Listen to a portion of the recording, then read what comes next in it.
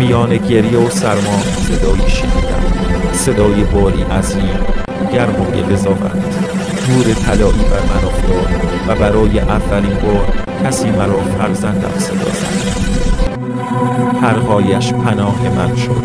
دنیای من از سنگ و برف به نرمی آغوش بدل شد.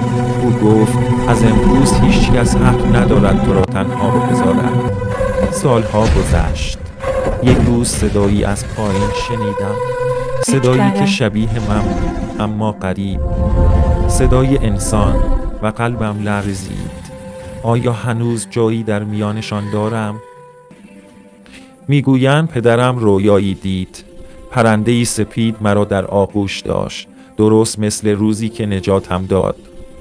شاید خدا دلش برایم تنگ شده بود. سیمرغ گفت وقت پرواز است سال، اما پرواز بدون بو یعنی سقوط.